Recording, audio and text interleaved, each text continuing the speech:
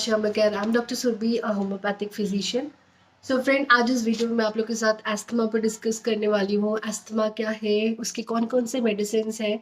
तो चलिए हम लोग ये वीडियो स्टार्ट करते हैं।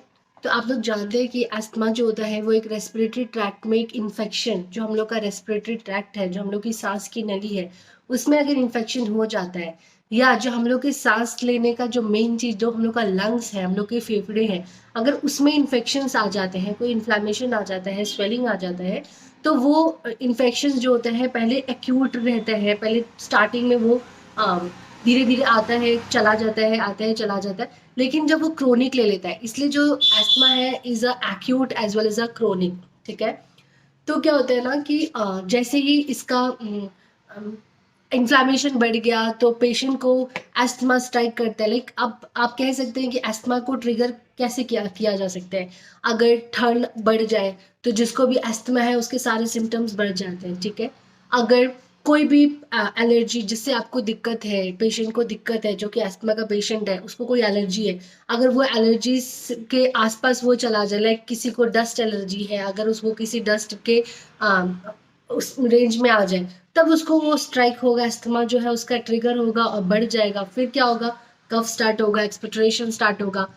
एस्थमा में क्या होता है, जो हम लोग की सांस की नली जो होती है ना, वो नैरो हो जाती है। जैसे वो नैरो होती है तो क्या क्या इश्यूज आएंगे, सांस लेने में दिक्कत होगा। ठीक है। शॉर्टनेस ऑफ ब्रेथ जिसको बोलते हैं। ठीक है।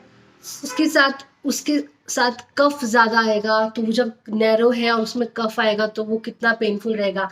उसके बाद जो म्यूकस होता है वो ज्यादा निकलने लगता है। तो ये सारे इसके ट्रिगर्स है कि बाहर के कोई भी डस्ट पार्टिकल्स, या ठंड के टाइम में कुछ आना, मतलब बढ़ जाना, क्योंकि जो हम लोग के लंग्स है ना उसमें बहुत सारे लाइनिंग्स होते हैं।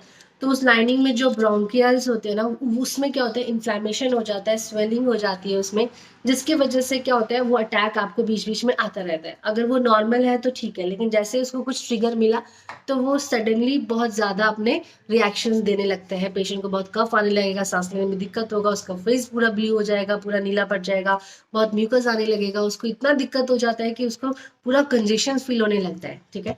अगर हम लोग इसका होम्योपैथिक मेडिसिन के बारे में बात करें, तो पहला मेडिसिन जो कि बेस्ट मेडिसिन है, दैट इज एसिपोडोस्पर्मा।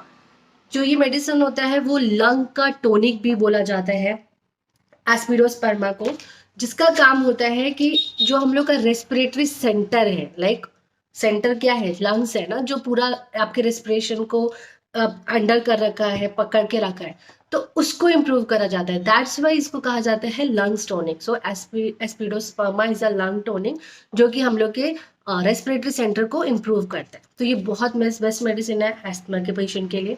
फिर सेकेंड मेडिसिन है, दैट इज एंटिमटैक।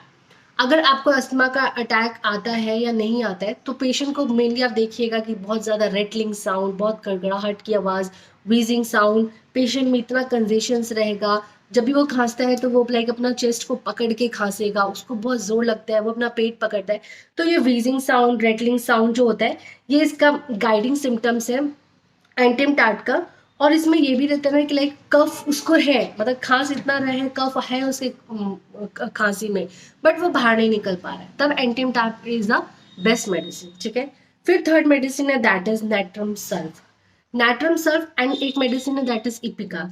ये दो मेडिसिन जो होते हैं ना, मेनली बच्चों में होता है। अगर जिस बच्चों को अस्थमा है, उसका अटैक आता रहता है, उसके अटैक के साथ उसको इतना कफ रहता है, कफ बाहर नहीं आ पा रहा है, साथ ही साथ फ्रिक्वेंट उसको अटैक आता रहता है, लाइक अभी सुबह आया फिर रात में आ गया, तो उन बच्चों को पंप दिया जाता है, उनके फेस खांसते खांसते पूरा नीला लाल पड़ जाता है। तो अब नैट्रम सल्फ और इपिका बच्चों में बहुत अच्छा काम करता है। आप चला सकते हैं नैट्रम सल्फ 200 में और इपिका 200 में, ये आपको बहुत अच्छा रिजल्ट देगा, स्पेशली फॉर चाइल्ड। ठीक है।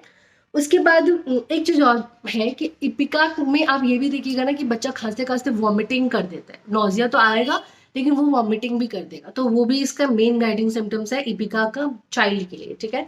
फिर एक है जो कि बेस्ट ऑफ बेस्ट सबसे wonderful remedy, that is Blatta orientalis. ये बच्चे और बड़े सब में बहुत अच्छा काम करती है Blatta orientalis.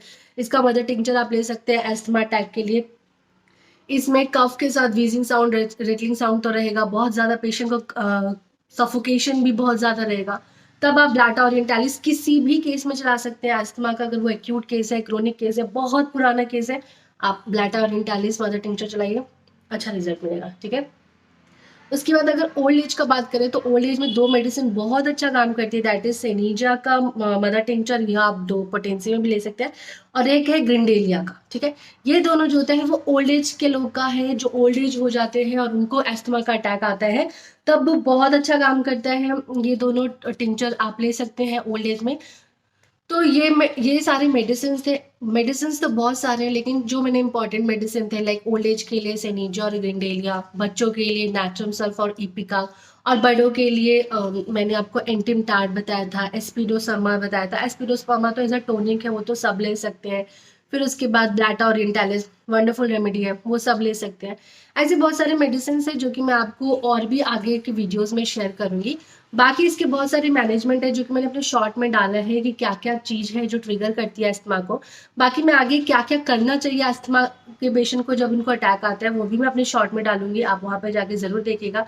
So if you like this video please like and subscribe my channel. Stay healthy, stay connected. Thank you.